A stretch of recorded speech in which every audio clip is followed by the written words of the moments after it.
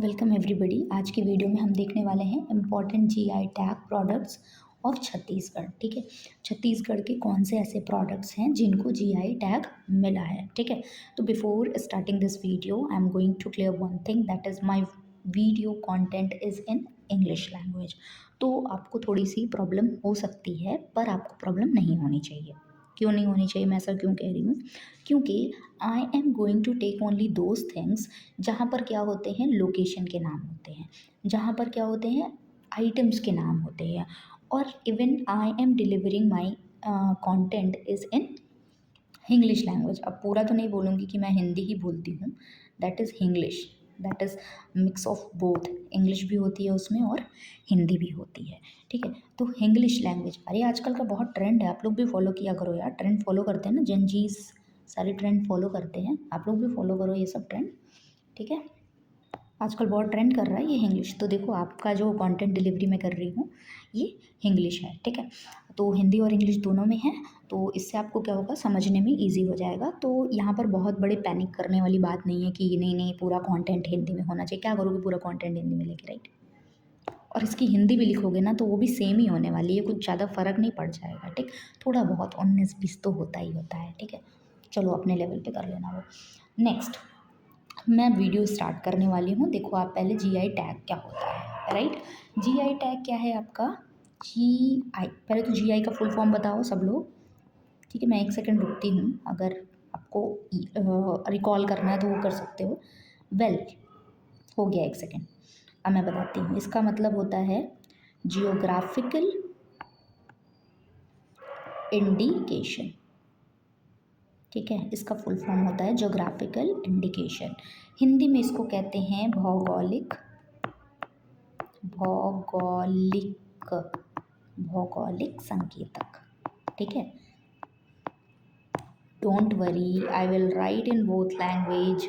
ठीक, चलो इसको क्या कहते हैं, भौगोलिक संकेतक कहते हैं, राइट? अब जीआई टैग के बारे में थोड़ी सी बात कर लेते हैं कि जीआई टैग किसको दिया जाना चाहिए। देखो, जीआई टैग होता है ना कि अगर आपने कोई प्रोडक्ट बनाया, मुझे पसंद आया, तो मैं जीआई टैग आपको दे दूँ। ऐसा एक समझ के चलो, एकदम कॉमन एग्जाम्पल लिया मैंने। ठीक, लेकिन क्या मैं आपको जीआई टैग दे सकती हूँ? आप अपने दिमाग से बताओ, क्या मैं आपको जीआई टैग दे सकती हूँ? क्या आपको कोई सोनू मोनू टोनू आके कल को आप कोई प्रोडक्ट बना रहे हो तो आपको जीआई टैग दे सकता है? क्या एक पढ़ा लिखा व्यक्ति जो आपसे बहुत अच्छी अच्छी बातें कर रहा है वो आपको जीआई टैग दे सकता है? क्या आपके बगल में जो अम्मा ताई चाचा रहते हैं वो आपको जीआई टैग दे सकते हैं? तो जो मैं इतने सारे एग्जाम्पल अभी आपको दिखा रही हूँ, इसका मतलब है कि आपको वो सब जीआई टैग नहीं दे सकते हैं। GI tag is given by the government of India. GOI लिख देती हूँ ना, गवर्नमेंट ऑफ इंडिया। ये कौन देती है आपको? गवर्नमेंट ऑफ इंडिया देती है। ठीक है, याद रहना चाहिए, भूलना नहीं। ठीक है ना? चलो, तो ये आपको क्यों दिया जाता है? आपको गवर्नमेंट ऑफ इंडिया क्यों इतना प्यार करने लगी? आपने ऐसा कौन सा काम कर दिया? तो आप समझो इस चीज़ को कि गवर्नमेंट ऑफ इंडिया किस चीज़ को, किस प्रोडक्ट को जीआई टैग देती है। ठीक, ये कुछ कुछ आप वैसा समझ लेना जैसे कि हमारा एक नहीं, एक वर्ड होता है ना, पेटेंट। पेटेंट तो सब लोग जानते हैं, है ना, कि ये चीज़ हमारे, हमने पेटेंट करवा ली, ये हमारी हो गई। ठीक, मतलब पेटेंट करवा लिया, उसकी ओरिजिनलिटी जो है उसको आपने सेव कर लिया। एक तरह का ये एक लीगल प्रोटेक्शन है कि अब क्या है, आपका कोई क्या कर सकता है, आपके प्रोडक्ट जैसा बना है ना उसकी कोई कॉपी नहीं बनाएगा। अगर कोई कॉपी बनाएगा तो आप क्या कर सकते हो, उसके ऊपर केस फाइल कर सकते हो। आप उसका अनऑथराइज्ड यूज़ कोई नहीं कर सकता। जीआई टैग देने का यही मतलब होता है, आपकी जो प्रॉपर्टी है वो आपकी ही रहेगी, ऐसा करके जो होता है, इसलिए पेटेंट लोग करवाते हैं, राइट? अब देखो, लेकिन जीआई टैग और पेटेंट में अंतर होता है। पेटेंट जो होता है ना वो आपकी कंपनी और इंडिविजुअल के प्रोडक्ट्स को दिया जाता है, लेकिन आपका जीआई टैग जो होता है वो कम्युनिटी और रीजन बेस्ड होता है, और वो आपके ट्रेडिशनल प्रोडक्ट्स को दिया जाता है। इसलिए आप देखते होगे जितने भी आपके जो जीआई टैग हैं वो आपको ट्रेडिशनल प्रोडक्ट्स पर दिया जाता है, राइट? मैं ट्रेडिशनल लिख देती हूँ यार, ऐसा भी क्या है, ट्रेडिशनल, ट्रेडिशनल। ठीक है, ट्रेडिशनल लिख लिया आपने। ठीक है, तो ये किसको दिया जाता है? ट्रेडिशनल प्रोडक्ट्स को दिया जाता है। जीआई टैग, नाम तो देखो बड़ा ही प्यारा है, क्वेश्चन भी बड़े प्यारे प्यारे आते हैं इससे, ठीक है, कभी भी फंस सकते हो, इसलिए इसको देखना ज़रूरी है। अब देखो जो जीआई टैग है आपका, आपको क्यों मिलेगा, ठीक, आपका प्रोडक्ट यूनिक होना चाहिए, मतलब आपके शहर का प्रोडक्ट क्या होना चाहिए, यूनिक होना चाहिए। आपके शहर को क्यों मिलेगा जीआई, जीआई, उसकी कुछ कुछ शर्तें हैं। शर्तें क्या क्या हैं, एक तो आपका प्रोडक्ट क्या होना चाहिए, यूनिक होना चाहिए।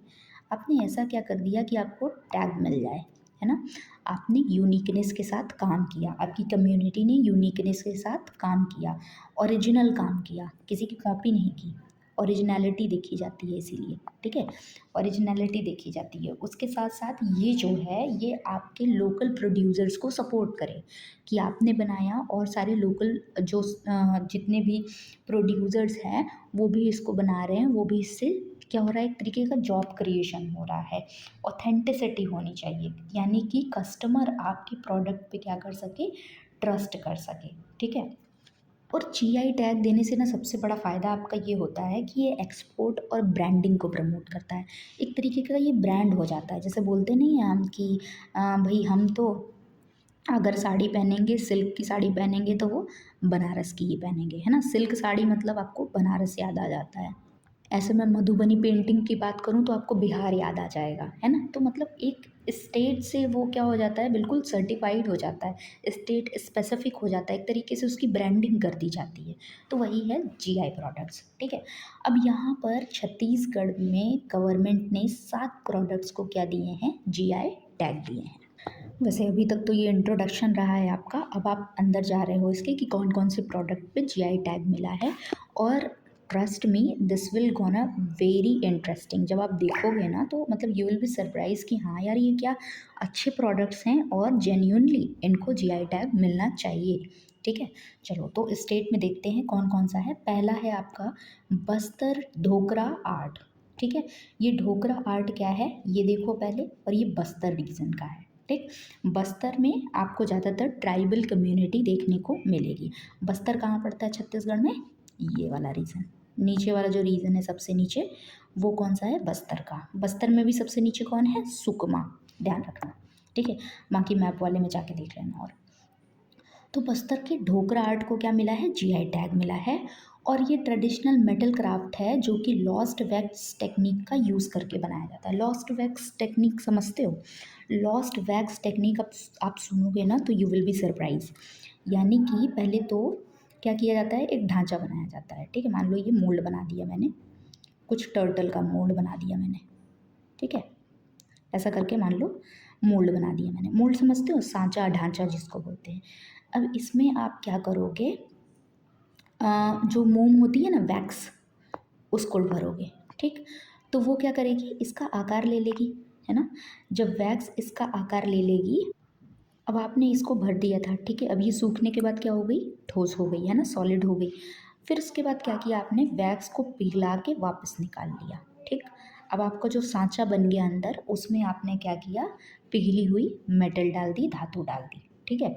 जब आपने पिघली हुई मेटल डाल दी तो फिर आपका कुछ इस तरीके का ढांचा बन के तैयार हो गया। तो ये होता है लॉस्ट वैक्स टेक्निक, ठीक है। इसका ओरिजिन क्या है, ढोकरा आर्ट का, बस्तर रीजन, क्योंकि बस्तर का ढोकरा आर्ट फेमस है। अगर आपसे आ जाए ना, कभी कभी मैच करने को आ जाता है कि ढोकरा आर्ट को आप मैच करो, बस्तर रीजन से मैच करो, या फिर आपका दे देगा सुकमा से मैच करो, या भी ऐसे उल्टे सुल्टे जो भी आसपास के रीजन है ना उसका नाम दे देगा आपको। तो ढोकरा आर्ट कहाँ से है, बस्तर रीजन से। अब देखो आप ये आर्ट फॉर्म देखो, कितने प्यारे प्यारे आर्ट हैं, ये देखो, मतलब मैं तो देख रही हूँ, मेरे को तो बहुत हर बार ही इतना अच्छा लग रहा है, इतना फैसिनेटिंग लग रहा है। ये देखो आप, ये वाला देखो, अभी नीचे वाला देखो, रुको, देखो, ये देखो आप, ठीक है। एक मिनट पेन ले लेती हूँ, ये वाला देखो, ये वाला देखो, कितने प्यारे प्यारे इन्होंने बना के रखे हैं। और एब्सोल्युटली ये ऐसा लगता है कि जीआई टैग डिजर्व करता है, राइट। देखो दूसरा जो जीआई टैग मिला है वो मिला है जीरा फूल राइस को, जो कि एरोमेटिक राइस वैरायटी है। एरोमेटिक वो होती है, एरोमा मतलब होता है सुगंध, ठीक है, अच्छी खुशबू, ठीक। तो जीरा फूल राइस को बोलते हैं क्वीन ऑफ राइस भी। राइस देखो कुछ देखने में ऐसी लगती है, ठीक है। आप लोग ऐसी राइस है इतनी अच्छी, इतना अच्छा इसका नाम है जीरा फूल राइस, इसको खाओ, ट्राई करो। और नहीं रहते हो वहाँ तो ऑर्डर करो यार, मतलब आपको ट्राई करना चाहिए एटलीस्ट, मतलब वंस इन अ लाइफ तो बनता है। चलो अगर नहीं ट्राई किया है तो जब जाना तब ट्राई कर लेना छत्तीसगढ़, राइट। नेक्स्ट इज नगरी दूबराज राइस। नगरी दूबराज राइस 2023 में इसको जीआई टैग मिला है और ये आपका लेटेस्ट है। क्या है ये आपका लेटेस्ट है, तो इसको आप याद रखना, ठीक है, कि नगरी दूबराज राइस ये ट्रेडिशनल राइस वैरायटी है। राइस देख लो, वाओ, मतलब बहुत अच्छा है, इसको तो याद करके रखो, नगरी दूबराज राइस, ठीक है। क्या याद रखोगे, नगरी दूबराज, दूबराज याद रख लेना तो भी काम चल जाएगा। दूबराज राइस इसकी हाई प्रोबेबिलिटी है, इसको ध्यान में रखना। फिर अब आपके पास कौन सा है, बस्तर। बस्तर रीजन के देखो आपको कई चीज़ें मिलेंगी, बस्तर रीजन के 4 चीज़ें आपको देखने को मिलेंगी। एक आपने अभी क्या देखा, एक आपने क्या देखा, डोगरा, है ना, डोगरा देखा। दूसरा जो बस्तर का ढोकरा टैग है ना, एक टैग भी मिला है। एक तो ये इसका क्या आर्ट फॉर्म हो गया, एक तो इसका आर्ट हो गया, ढोकरा आर्ट हो गया। दूसरा कौन सा था आपका, ढोकरा लोगो, राइट।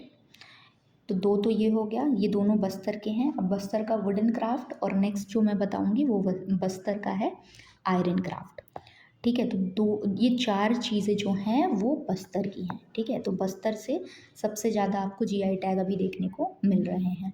तो बस्तर वुडन क्राफ्ट बहुत फेमस है, वुडन हैंडीक्राफ्ट है। हैंडीक्राफ्ट समझते हो ना, जो हाथ से, हस्तशिल्प कहते हैं इसको हिंदी में, तो जो हाथ से बनाया जाता है वो। Wood carving craft from dense forest areas of the state, ठीक है। ये देख लो आप, इनकी कारीगरी का कितना अच्छा उदाहरण, देख लो एक बार अच्छे से देख लो, ये वुडन क्राफ्ट आपको याद रखना है एग्जाम के लिए। अब देखो नेक्स्ट हमारे पास क्या है, बस्तर आयरन क्राफ्ट, ठीक है। क्या है, Bastar iron craft metal handicraft, unique है आपके पास, ये तो बिल्कुल यूनिक क्राफ्ट ट्रेडिशनल है बस्तर रीजन का। देख रहे हो कितना प्यारा इन्होंने बनाया है, ये देखो, ये किससे बना हुआ है, आयरन से बना हुआ है, ठीक है। अभी तक आपने क्या देख लिया, आयरन का देख लिया, वुड का देख लिया, एक लॉस्ट वैक्स टेक्निक वाला देख लिया और एक लोगो को मिला है। तो बस्तर के चारों आपके कवर हो चुके हैं। 2 मैंने राइस का नाम बताया है, एक जीरा फुल राइस, एक नगरी दूबराज राइस, वो याद रखना है, ठीक है। और अब आपके पास एक लास्ट बचा रह गया, उसको भी कर लेते हैं, right. And this is your Champa, Champa silk sari fabrics, ठीक है। क्या है, चांपा, आप इसको चंपा करके भी याद रख सकते हो, ठीक है।